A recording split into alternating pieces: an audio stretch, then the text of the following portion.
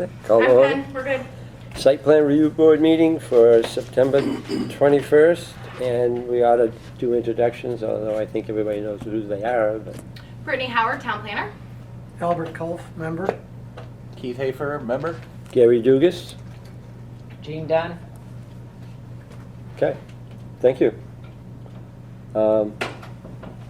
First item on the agenda is election of officers.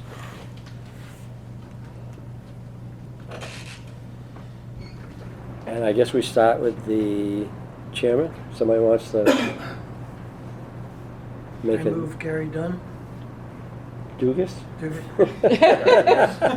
I'm not done yet. Gene Dunn, Gary Dugas. You combined them. Yeah. That's funny. I second.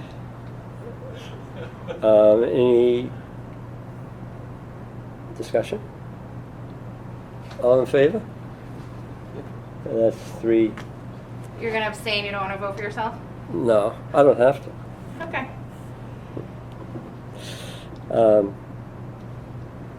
Vice Chair? I move Gene Dunn as vice chair.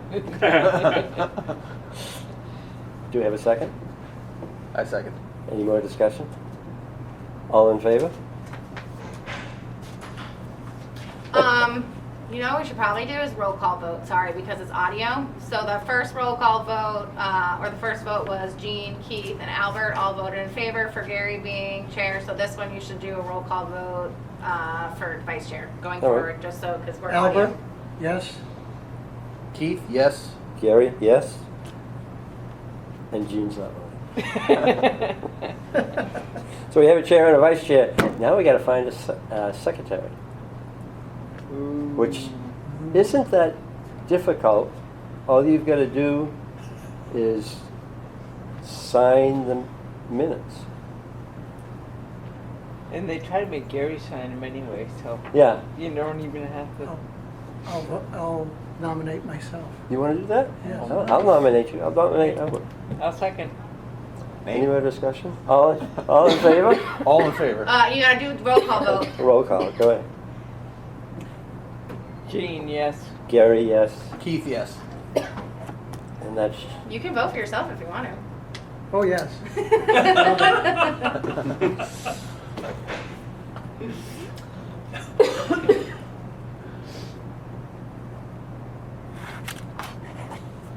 okay.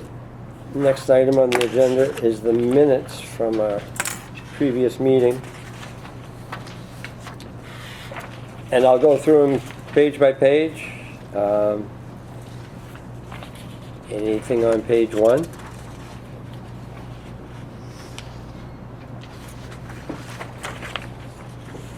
Page 2?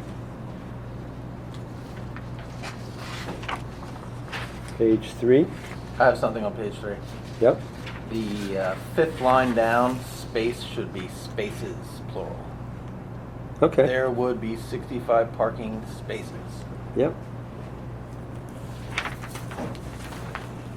Anything else on page 3? And page 4, which is the last page. Somebody want a motion to accept the minutes as amended? I'll make a motion to accept the minutes as amended. Do we have a second? Keith seconds. Any more discussion? All in favor? Yes. You gotta do roll Gee. call. Yeah. You weren't here, so unless you watched, true. yeah, so you should abstain. But you gotta do roll call vote. Gene, yes. Gary, yes. Albert, yes. Okay. And then Keith can Keith, abstain. abstain. Yeah. Keith, are you abstaining? Keith will abstain due to lack of attendance. Okay. Next item is the water district. Mike's. Oh yeah, you can still use the mics. It does. It should Oh. work in the Can't hear room. you. We're having technical difficulties with the recording, so they should still work in the room. You can try them. The lights go Does on. that work? The lights go on. Yeah. Okay. That'll also help with the recording. Hopefully. All All right. You want to introduce that? They've got a report. Yep, okay, so this is the administration and operations accessory building for the Kennebunk-Port Wells Water District at 135 York Street, map 65, lot 1. The representative is David Woodward from WBRC Inc. This property is in the Branch Brook Zone A, Zone B, Branch Brook Business Park adjacent Rural Conservation, Shoreland Overlay, and Resource Protection District. The current use is a water treatment and facilitation plant and storage buildings. KKWD, did that right, is proposing to relocate their administration and operations building to their facility located at 135 York Street. They will be using existing driveway to access the proposed building. The building will be approximately 12,120 square feet.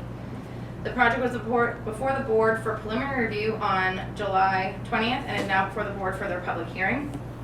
The applicant provided supplemental narrative and updated plans addressing any outstanding items for the board's review. They are looking for a waiver from the elevations for the existing buildings on the site. They were granted a waiver for the requirement of having the entire property surveyed as it is 185 plus or minus acres. Yes. They did provide the front view of those existing buildings in the most recent submittal.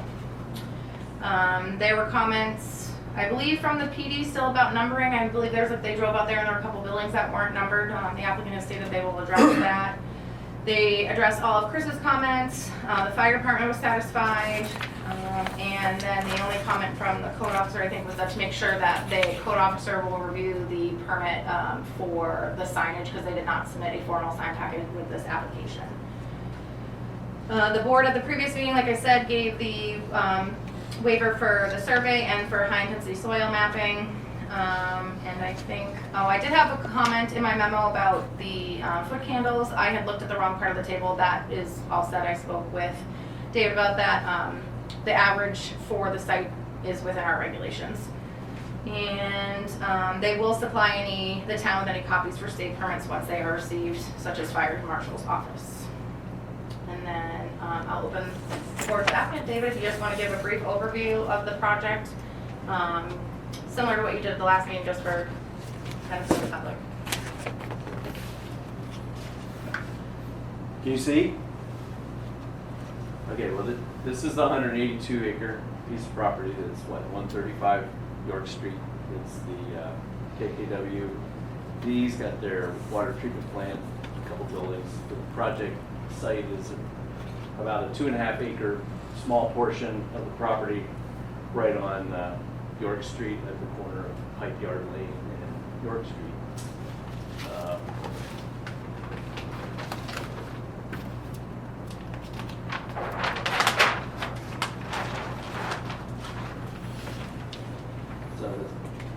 I guess I'm sorry, my back's to you, But I'm going to actually move this, so we can use this. You don't have to hold it? You can help with that, or are you all set? I think I got it. Like, very good. Oh. That's a good job.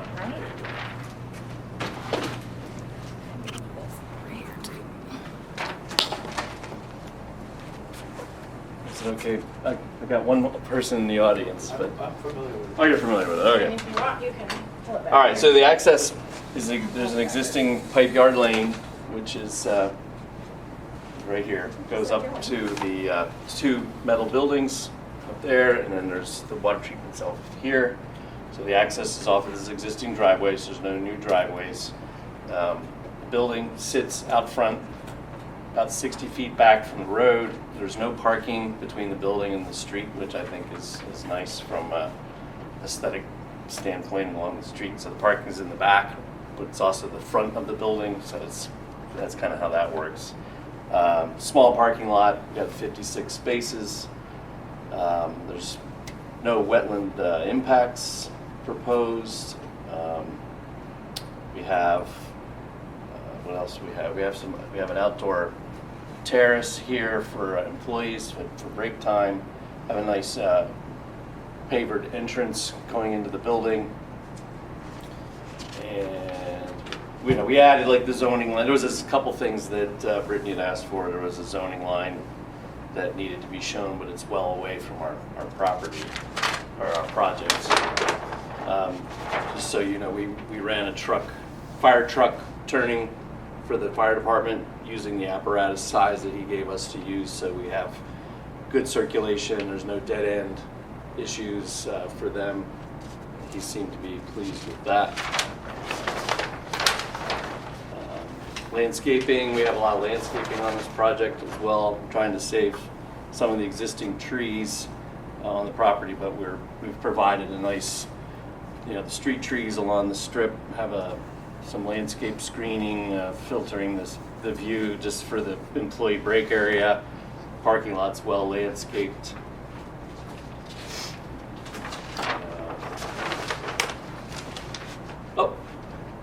Maybe you haven't seen these. These are just more perspective elevations that are a little sexier than the flat building elevations that we gave you. This is the side that faces the parking lot. The entrance into the building. This is inside, actually.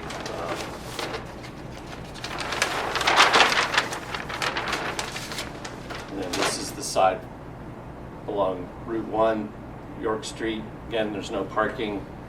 This doesn't show all the landscaping because an architect did it. They don't want us to block their building, but we have a lot of landscaping and trees along here. And again, we did show a sign, but again, we're just kind of showing that as a concept, just a placeholder for us, and we'll submit separate permits for those. Basically, the drainage, this whole site flows in this direction. Ultimately, there's a outfall that goes under Route 1 and goes into Branch Brook on the south side. So we're taking our stormwater and bringing it into a grass-lined, filtered stormwater pond, which then discharges into the existing system that's already out there. No abrupt grade changes. It's kind of nestled in there pretty nicely. Good. Utilities and whatnot, but I guess I can jump, if I can just jump to the last round of comments. Is that okay? All right. So again, we showed the zoning line and the building elevations. Again, I understand the concept for wanting to have finished floor elevations of existing buildings if we were on a piece of property where the buildings were in close proximity to each other. But in this case, the buildings are quite separated. So we didn't survey the whole 182 acres. We just got a survey for the development area. So hopefully you guys can help us out with that. The signage, again, well, we're proposing a sign at the entrance. Again, for us, from a site plan standpoint, I just wanted to show it, just to kind of show where it will be, but we'll provide all the detailed drawings at a separate time. We'll give the state and federal permits. Now that we're really close, we're going to be submitting to DEP for a stormwater permit, and we will certainly forward that to the town. Again, we provided the truck turning exhibit for the fire department. There was some discussion about sidewalks. So we have an ADA sidewalk for the 2 handicap spaces so that you can get to the building. But it's such a small parking lot. I mean, these bays of parking are at the most 12 spaces, so we don't really have sidewalks from the parking lot to the building because it's oriented. The drive aisles are perpendicular to the building. You just get out of your car. You don't have that far to go. It's a safe condition. And then there are no sidewalks on York Street for like a mile in either direction. So there's not a real It was mostly connectivity the thing. interior sidewalks. It wasn't Yeah. a sidewalk along Route 1. Just making sure that you could just to have a discussion about Yeah. it, because one of the findings is that there's safe pedestrian access. Right. I mean, given that it's mostly people who are working there, I mean, you may have some public that comes there, but you're hopefully not going to try to run over your fellow employees. That would be an issue that Scott would have to take up. Only happy employees work there. And there was a comment from Chris about the about Pipe Yard Lane, just how it was constructed and whether it meets standards for the town, which we got some information, and it does in fact meet the requirements. We changed this one driveway here had a 15-foot radiuses, and they need to be 20, so we've changed those to be 20 feet to meet that town requirement. There was there's a truck movement that comes through here to go down to the water treatment plant, so we have larger radiuses here, and so Chris's comment was, you know, it becomes a big driveway throat. Is there a way that we could stripe it to delineate it a little better for when there's just cars using it? So we've added some stripes to kind of show where that lane of travel is, but we need those larger radiuses right here. We talked about, we dealt with the snow storage. Propane tanks are underground, and we adjusted their location so that when the propane delivery truck comes, there's a snow removal area here that'll take the snow away so that they can get to the tanks, which are underground. Do you have plenty of room out back to dump the snow that you removed? Yes. Okay, we have a snow storage area up here. We have a small area over here, but yeah, there's plenty of space. And there was some comments about sanitary sewer, which we've addressed with Chris, and the power's underground. It comes to a pole and goes underground, so all the power, all the wires, everything's underground. We revised our stormwater management plan. We had a conference call with Chris and went over everything, and he seems to be satisfied with that. I think the only thing that I really wanted to maybe just touch base on was this numbering. There was a comment from both the police department and the fire department about, you know, when there's a call here, it's all one address. It's all, you know, and you know, so KKWD, they call these two buildings, they're 4 and 5 Pipe Yard Lane, but the water treatment plant's 135. So I guess the instance that I was told was there was a call, some alarm went off in building 5 back there, and when 911 does a dispatch, I guess Kennebunk couldn't respond. They sent Arundel, and they couldn't figure out where they were going. They just, so I think assessing has now settled that.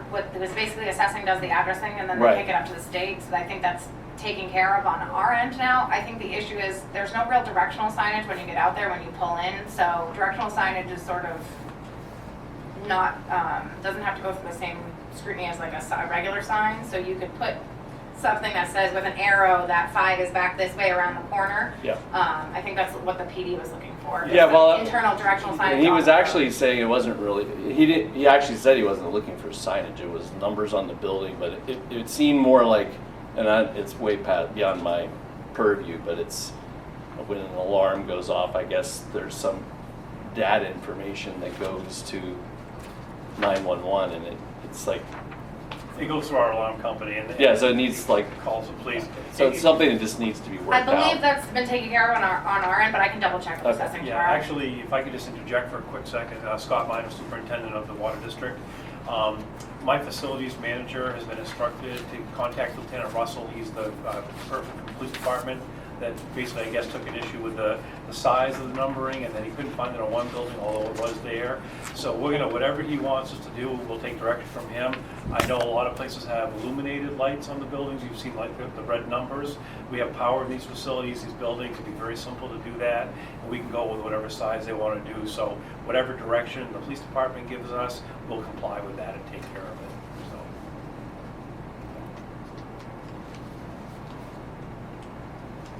I mean, all in all, I think we've covered and addressed all comments, and we have a good project, I believe. But I'm, here to answer any questions, if you have any.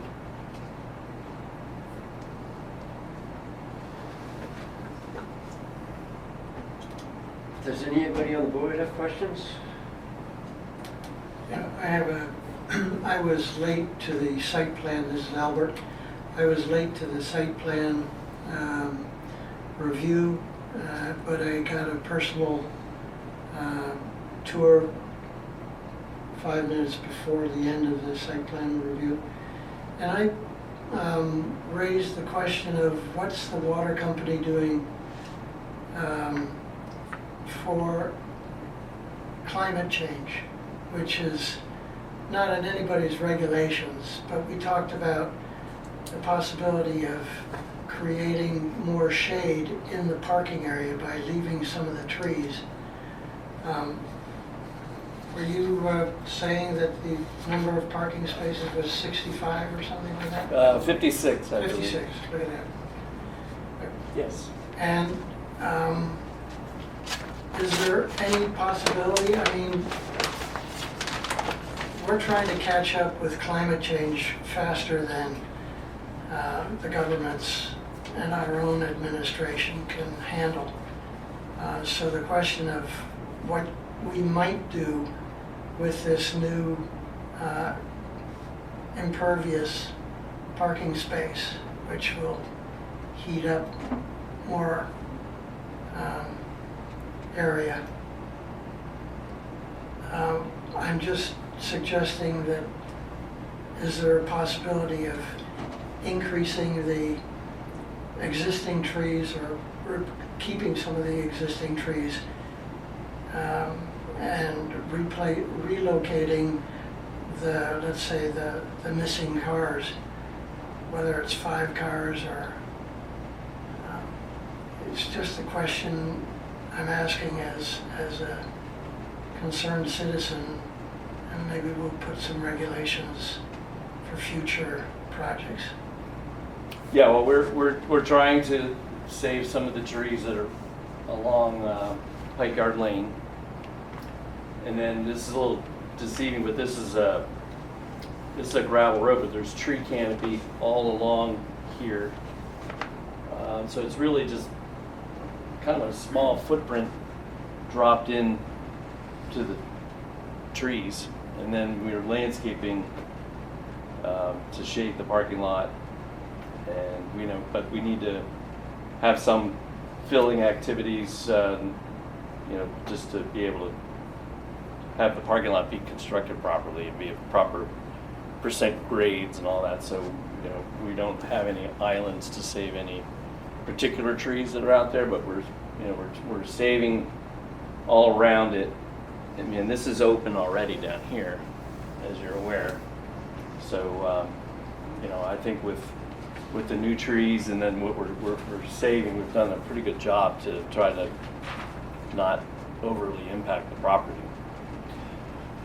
Yeah, if I could also add, Albert, too, there's a lot of water utility developed land in back of this. When I say developed, I'm talking about holding lagoons. These are open lagoons we recycle.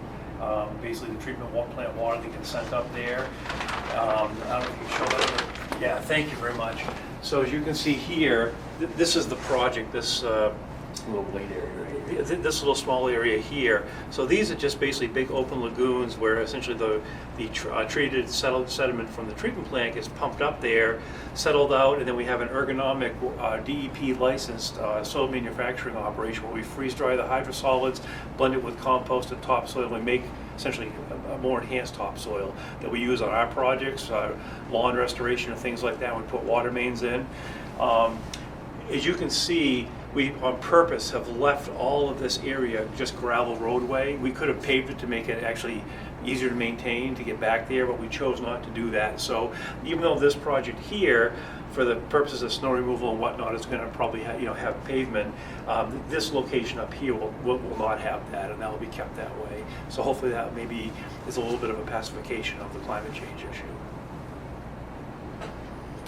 Thank you.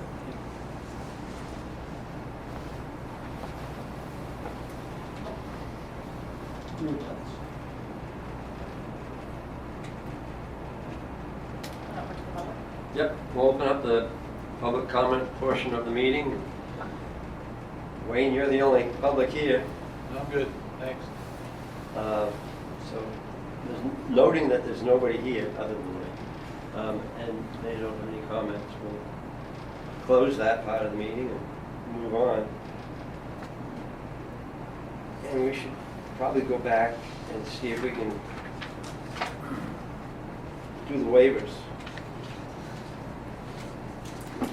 Yep, there's just that one waiver, because the other two were granted at the previous meeting, so it is just for,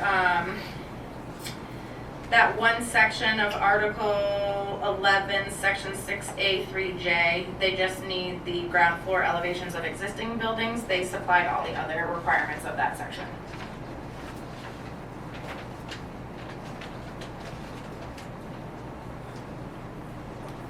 Am I correct, Albert here, am I correct that the existing buildings that we're talking about are the ones that are being demolished? No. No, there's the water treatment building, and then there's the buildings 4 and 5, the metal buildings back here. They're all staying, I guess, with, These buildings right Yeah. here, that were shown in the packet. they're to remain. I guess it was a two-pronged thing, right? So like, if we would have had to survey, we got a waiver from the survey because it's 182 acres. You know, we didn't send a surveyor down here to get a finished floor elevation for the buildings here or up here. And I understand why that's on your list, because it makes sense. Like if we were on a smaller piece of property and I'm trying to build a building right next to another building, how do they relate to each other? But you know, these are really far apart from each other, so it seems.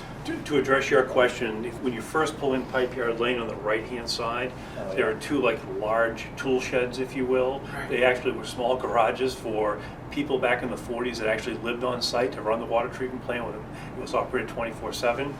Those are going to be removed and demolished and raised, if you will. The roofs are caving in, they're leaking like crazy. We store hydrants in one of them, and I think truck tires in the other one. I move that we waive the requirement.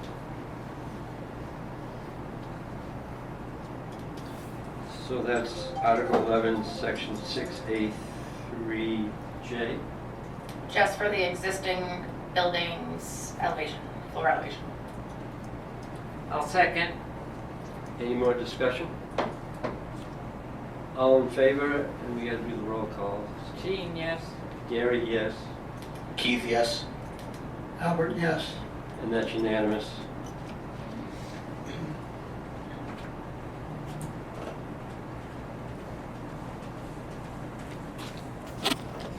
And that's the only waiver that we have. Okay. The other waivers were granted at preliminary. Yeah.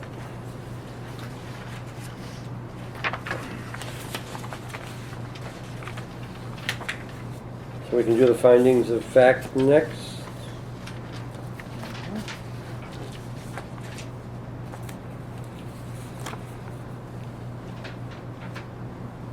I'll read them, and if we have the ones that have waivers or other comments on them, please jump in and remind me. Number 1, the plan preserves the natural landscape insofar as practical and adequately uses the natural features of the site and/or new landscaping to define, soften, and screen the impacts of development. And that's been met. Number 2, for a non-residential project, effective buffers are maintained or created between it and adjoining residential properties and residential zoning districts. That's either been met or not applicable. It's not applicable. You like that?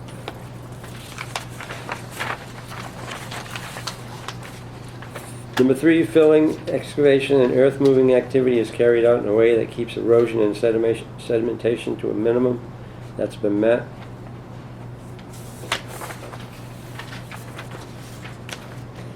4, adequate provision has been made for surface drainage so that the removal of stormwaters will not have an unreasonably adverse effect on neighboring properties, downstream water quality, soil erosion, or the public storm drainage system. That's been met. I don't know if you just went with the comment that the stormwater plan was reviewed by the town engineer. The planning board sometimes does that. Just to say that it's been met because it's been reviewed by the town engineer and meets the standards of the ordinance.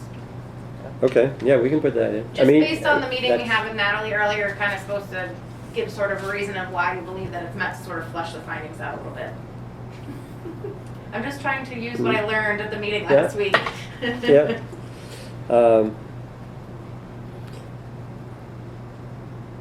Adequate provision has been made for water supply and sewage disposal. And we do have both of those letters. We do have the ability to serve from both of those letters. We will just need a sign-off letter from the sewer district stating that they're set with the plans. Yeah. Number 7, vehicular access to the site will be on roads which have adequate capacity to accommodate any additional traffic generated by the development. And that's been met. Skipped over 6. Hmm? You skipped over Skipped 6. over 6. Oh, sorry. I skipped over 6. Site plan provides for safe access to and egress from public and private streets with adequate parking and internal circulation. I don't know if you want to add here too about the fire truck plan, turning plan that was submitted, that it meets the apparatus size. Okay.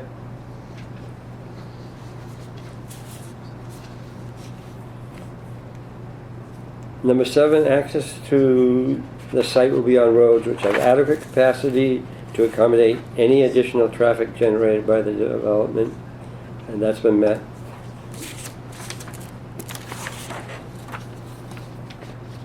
Eight, the site plan provides for safe pedestrian circulation both on-site and off-site, and that's been met. 9, exterior lighting does not adversely affect neighboring properties or streets, and that's been met. You could also add that the applicant supplied a photometric plan that meets the standards of the ordinance. Okay.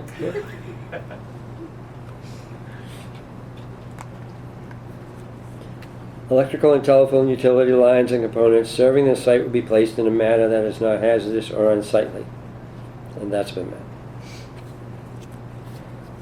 So, somebody want to make a motion to accept the findings of fact? So moved. Gene. Keith. Keith seconds. Any more discussion? All in favor? Roll call. Gene, yes. Gary, yes. Keith, yes. Albert, yes.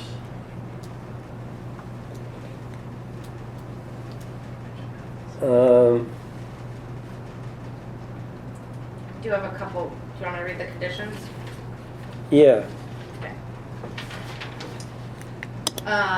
That they apply for the sign permit for compliance with the ordinance through the code office.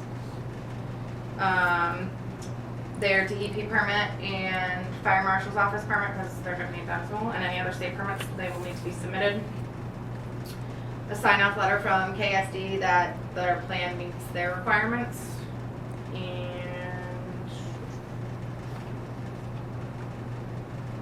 And sign off from Lieutenant Russell regarding the numbering for 911. Or you can just put police department in case somebody, it doesn't have to be Lieutenant Russell in case it's not him.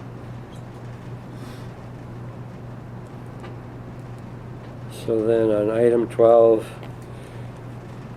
in the review, the board finds that the criteria of Article 11, Section 8 of the zoning ordinance has been met with the conditions and/or waivers noted above and listed below.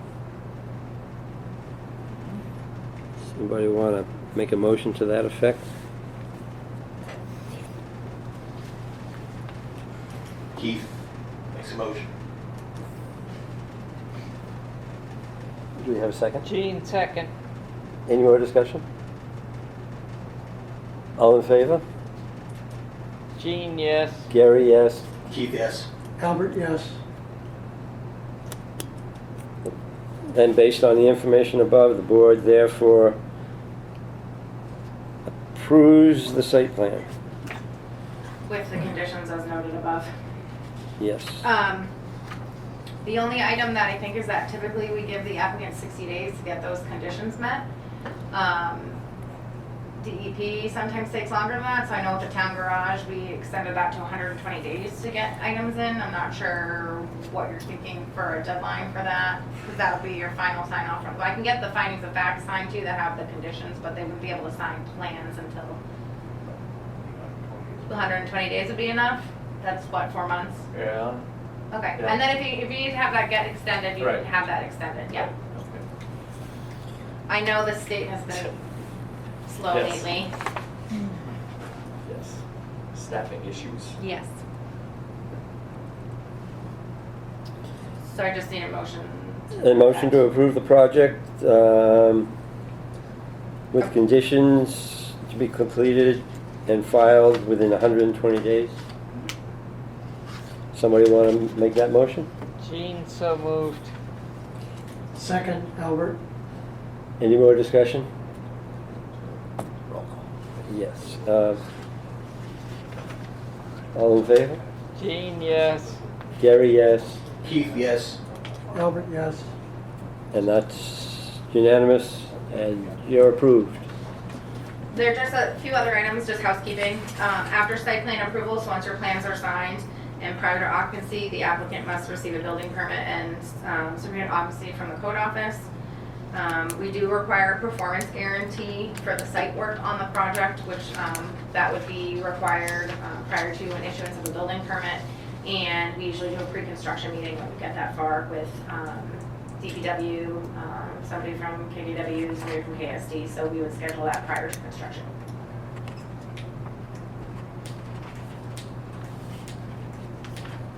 That's all I have. Okay, we're all set? Thank you, folks, really Thank you. appreciate it. So, just a quick question, what is the guarantee looks like? I mean, The performance guarantee is usually a bond or something along those effects. It's just for site work. It's not for the actual building itself, but it's just to make sure that if something were to happen and you weren't to finish the building, we could finish the site work. So stormwater gets installed, those types of things. Gotcha. You don't want runoff happening if the stormwater doesn't get installed, so it just covers those types of items. Okay.